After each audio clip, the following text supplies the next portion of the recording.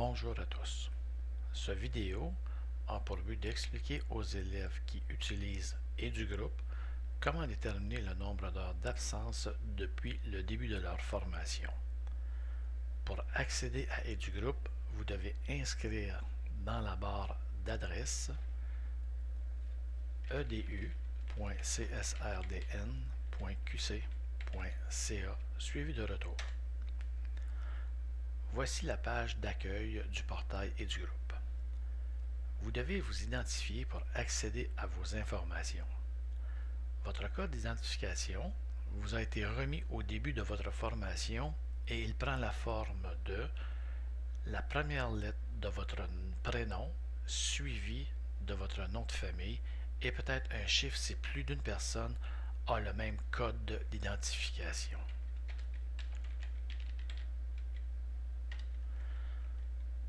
Entrez votre mot de passe.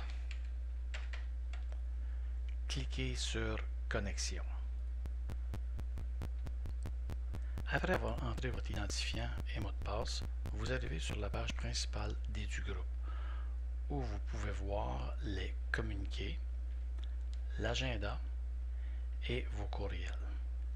La partie qui vous intéresse est l'icône horaire qui va vous donner accès à vos absences.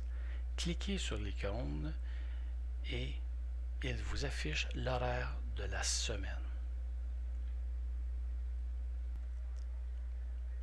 Vous pouvez voir trois onglets: calendrier, liste et absence.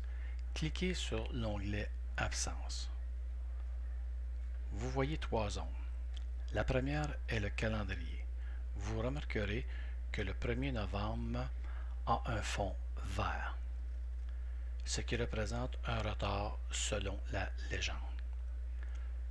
Le 8 et 9 novembre ont un fond orangé, indiquant des absences pour ces deux jours et que la semaine du 11 au 17 novembre a un fond grisé, puisque la vidéo a été produite le 12 novembre, c'est la semaine dite active. Pour changer de semaine active, vous devez venir cliquer sur le triangle rouge devant la semaine. Je vais prendre la semaine du 4 novembre comme semaine active. Vous remarquez que dans la zone cumulative pour la semaine, nous avons un total de 4 heures d'absence. Si je reviens à la semaine du 11 comme semaine active, nous n'avons aucune absence. Si vous voulez avoir le total de vos absences pour le mois, vous devez venir cliquer sur le nom du mois qui est en haut dans le calendrier. Je sélectionne le mois de novembre. Vous voyez que tout le mois de novembre est en grisé, donc il est tout sélectionné. On voit qu'en tout, dans le tableau cumulatif pour le mois, j'ai 4 heures d'absence, 1 heure de retard. Avant de changer de mois, je vais vous faire remarquer le 1er novembre. Pour la période de 12h10 à 13h10, nous avons un retard qui fait partie du mois de novembre. Pour nous déplacer, nous avons 4 icônes. Le premier icône, la sélection du mois. Lorsque vous cliquez sur l'icône, vous avez une sélection des mois. Supposons que nous prenons le mois de juillet. Directement, mon calendrier est allé au mois de juillet. L'icône suivante est le mois précédent. Lorsque je clique dessus, je m'en vais au mois de juin. J'ai le mois suivant, donc je vais revenir au mois de juillet, où j'ai l'autre icône qui s'appelle aujourd'hui, qui va me ramener au mois actuel. Pour nous, lorsque nous avons créé la vidéo, le mois de novembre. Je vais sélectionner le mois de octobre. Comme vous pouvez voir dans mon calendrier, le mois d'octobre a été sélectionné. Mais dans la zone cumulative pour le mois, rien n'a changé. Pour que cette zone-là se mette à jour, vous devez cliquer sur le mot octobre. Maintenant, le côté de droite a été mis à jour. Regardez ce que je vous disais tout à l'heure. Le jeudi 1er novembre fait partie de la série d'absences ou de retards que l'on peut voir lorsque l'on sélectionne le mois d'octobre, ce qui est à mon avis anormal, puisque quand on va chercher notre cumul, on se rend compte que nous avons 15 heures d'absence plus 1 heure de retard. Et l'heure de retard, c'est bel et bien la même que nous avons vue le mois précédent, qui est celle du 1er novembre pour la période de 12h10 à 13h10.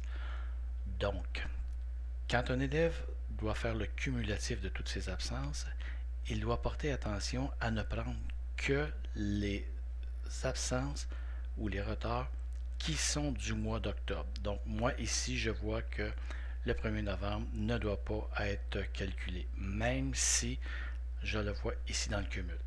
Donc nous n'avons que 15 heures d'absence pour le mois d'octobre. Si je recule encore au mois de septembre, pour le mois de septembre, vous voyez que rien n'a bougé encore. Je dois cliquer sur septembre pour que la zone de droite se mette à jour. Le mois de septembre, on voit qu'il y a 3 heures, un total de 7 heures d'absence. Mais quand on décortique le 7 heures, nous voyons qu'il y a 3 heures qui sont du mois d'août, 1 heure seulement dans le mois de septembre et 3 heures qui sont du mois d'octobre. Les 3 heures du mois d'octobre, ce qui est assez étrange qu'on les voit dans le mois de septembre, l'explication est que la dernière semaine qui commence le 30 septembre, il rajoute le 1er, 2, 3, 4, 5 et 6 octobre. Donc, vous voyez que le 3 octobre fait bel et bien partie de la dernière semaine, ce qu'il ne devrait pas faire. Ici, on devrait seulement qu'avoir 1 heure seulement d'absence, qui est l'heure du 28 septembre. Si je retourne encore au mois d'octobre pour voir l'absence du 3, je vais retourner ici au mois d'octobre, on voit qu'il y avait bel et bien une absence en date du 3 octobre. Un dernier conseil pour vous simplifier la tâche. Une fois que vous avez le cumul réel d'un mois qui est terminé, inscrivez-le dans votre agenda pour ne plus avoir à refaire le calcul dans et du groupe. Et à la fin de chaque mois, rajoutez le cumul du nouveau mois. Merci.